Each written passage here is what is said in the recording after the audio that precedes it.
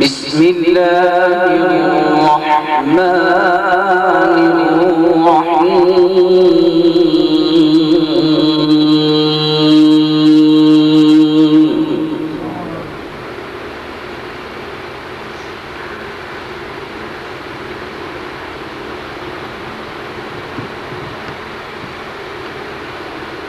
فحملته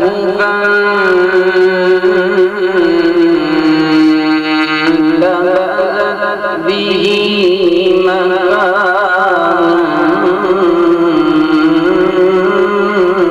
قصيا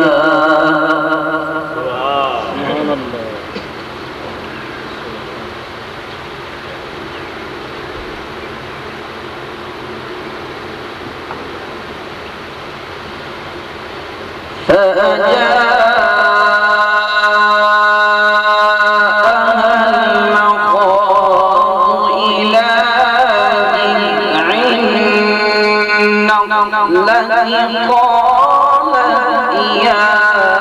ليتني مت قبل هذا وكنت نسيا منسيا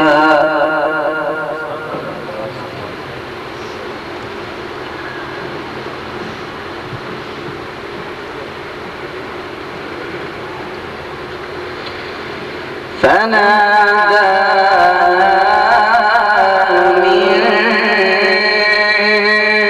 من تحتها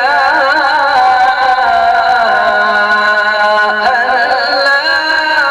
تحزني قد جعل ربك تحتك سريا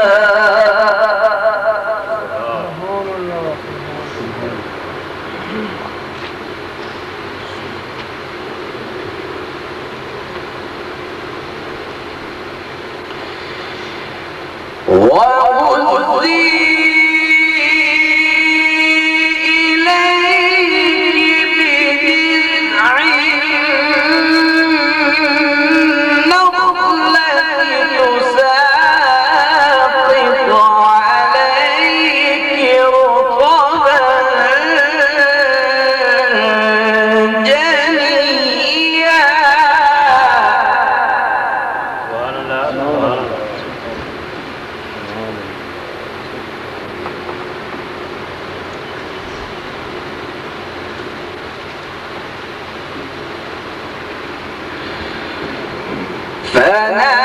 فناداها من تحتها ألا تحزني قد جعل ربك تحتك سريا وهزي إليك بجذع النخلة تساقط عليك رطبا جنيا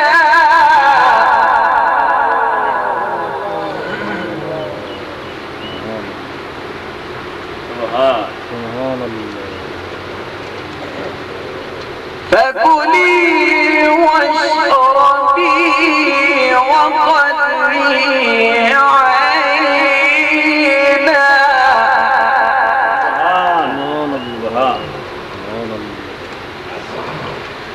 فكلي واشربي وقري عينا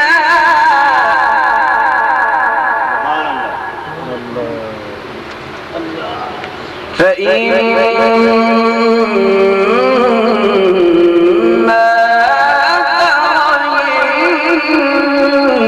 ترين من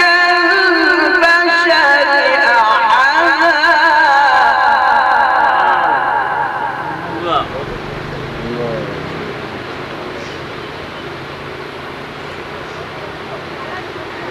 الله. فإما ترين من البشر أحدا فقولي إني نذرت للرحمن صوما فلن أكلم اليوم إنسيا.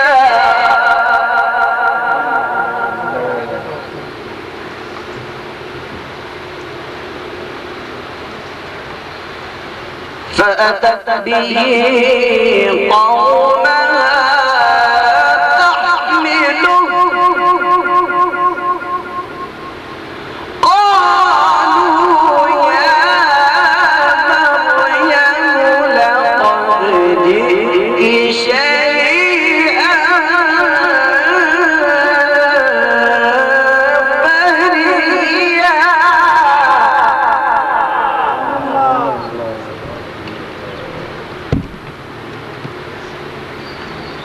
فأتت به قومها تحمله قالوا يا مريم لقد جئت شيئا فريا.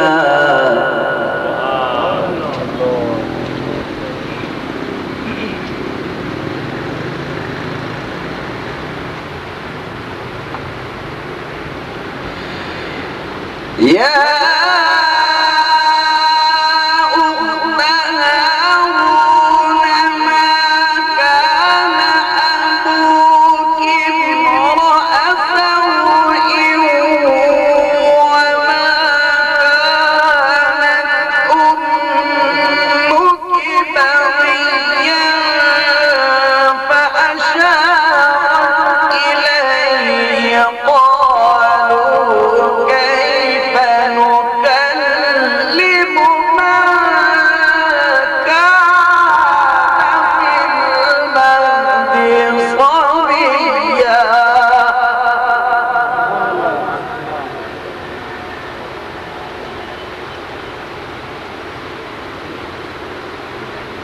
فأشارت إليه قالوا كيف نكلم من كان في المهد صبيا.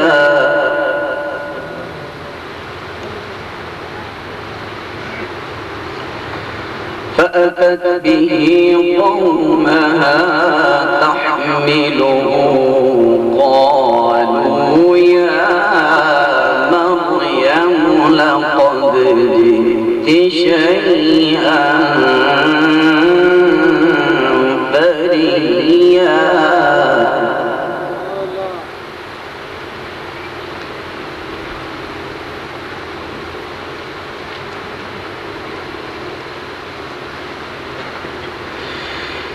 يا أخت هارون ما كان أبوك امرأ سوء وما كانت أمك بغيا فأشارت إليه قالوا كيف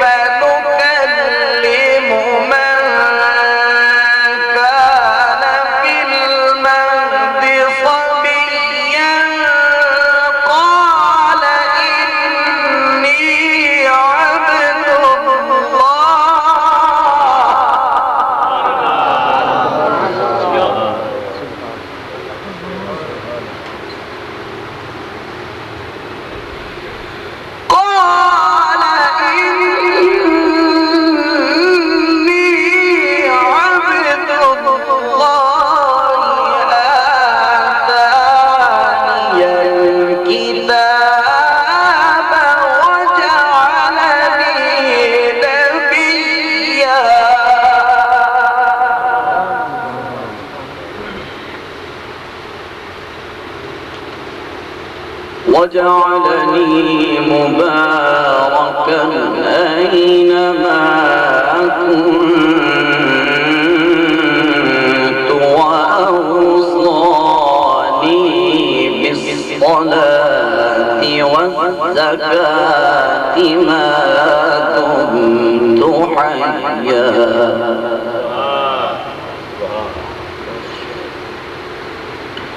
وبرا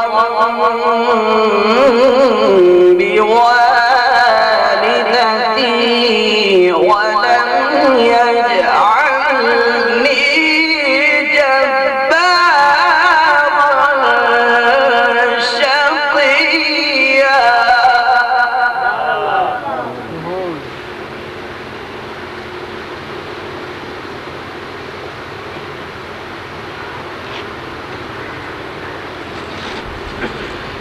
وبرا بوالدتي ولم يجعلني جبارا شقيا والسلام علي يوم ولدت ويوم أموت ويوم أبعث حيا ذلك عيسى بن مريم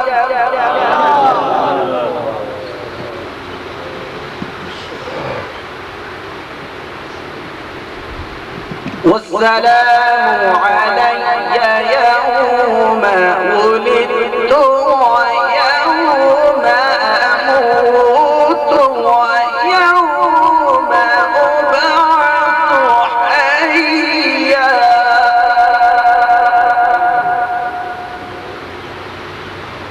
ذلك عيسى بن مريم قول الحق الذي فيه يمترون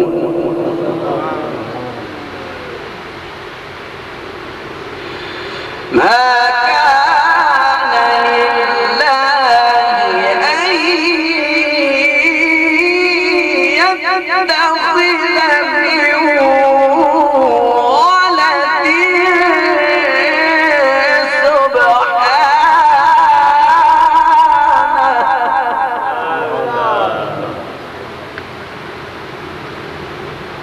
ما كان لله أن يتخذ من ولد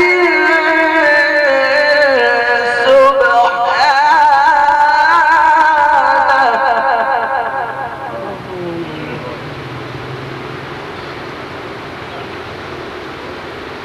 إذا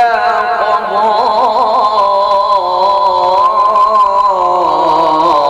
أمرا فإنما يقول له كن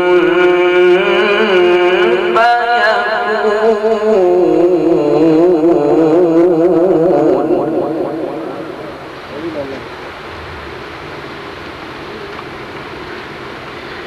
وإن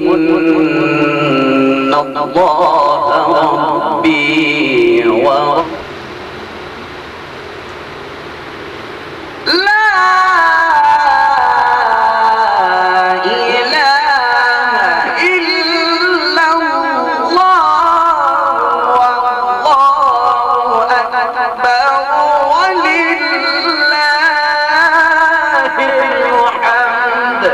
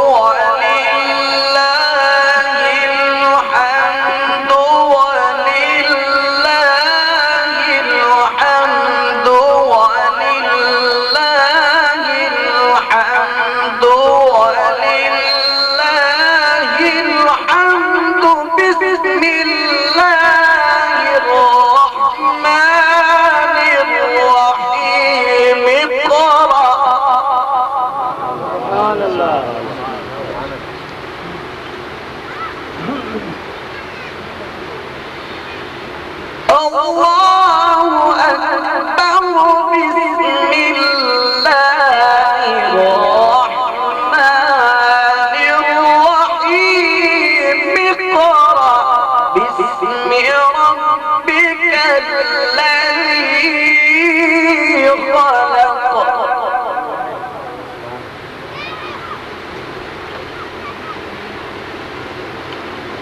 خلق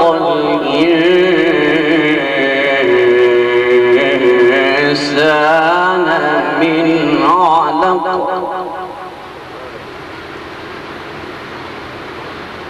خلق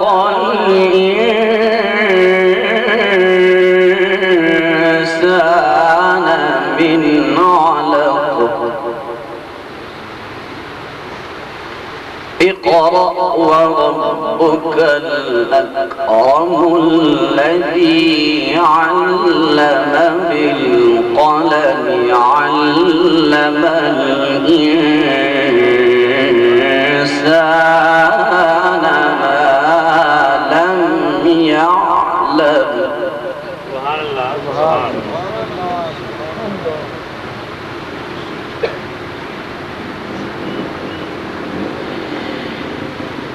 الله أكبر بسم الله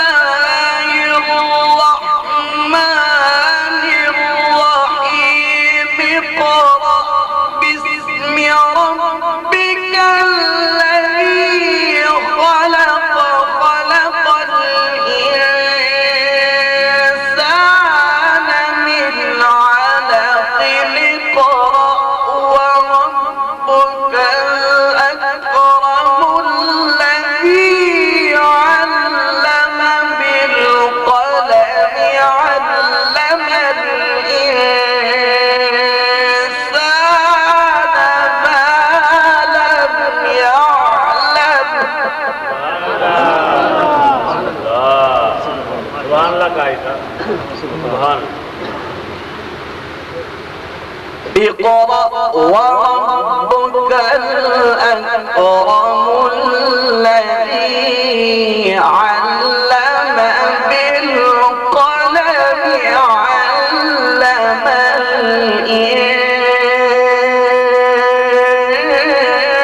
الإنسان ما لم يعلم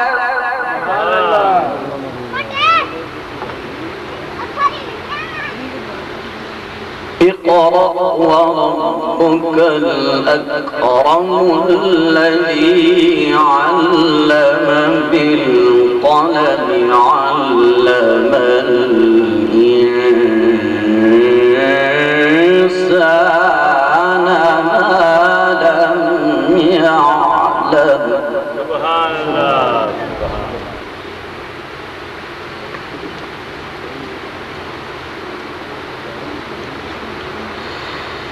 بسم الله الرحمن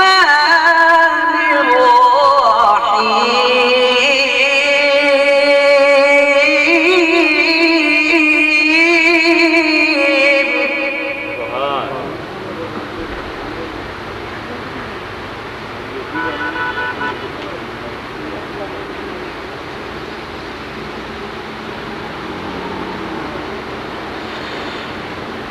إنا أعطيناك الكوثر فصل لربك وانحر إن شانئك هو الأبتر بسم الله الرحمن الرحيم قل هو الله أحد الله الصمد لم يلد ولم يولد ولم يكن له كفوا أحد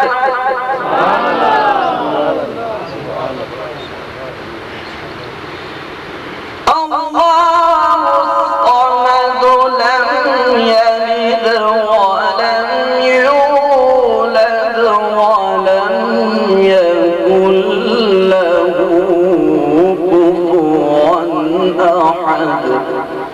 صدق الله العلي العظيم.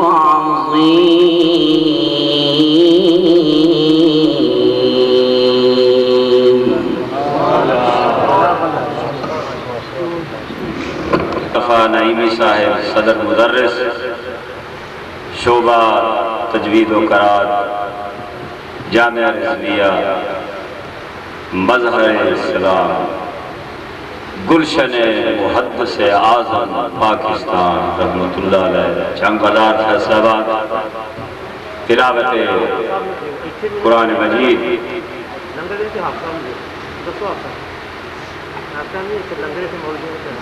قرآن مجید فرقان حمید کی تلاوت کر رہے ہیں.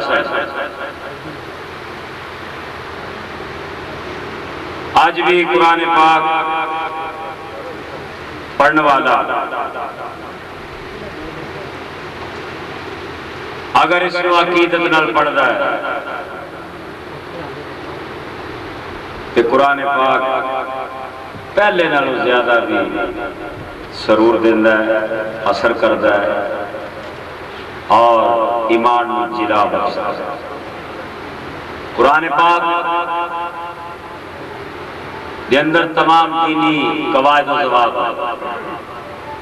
قرآن پاک اندر عظمت انسان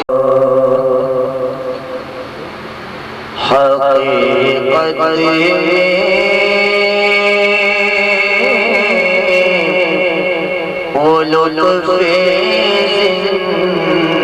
زندگی پایا نہیں کرتے،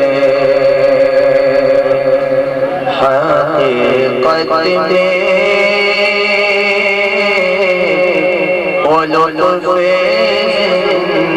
زندگی پایا نہیں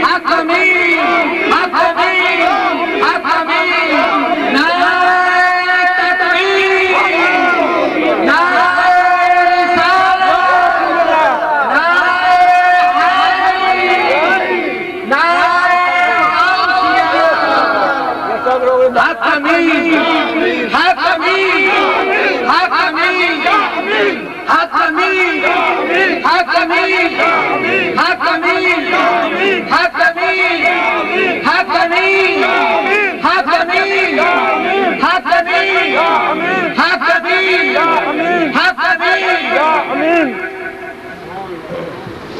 سبحان اللہ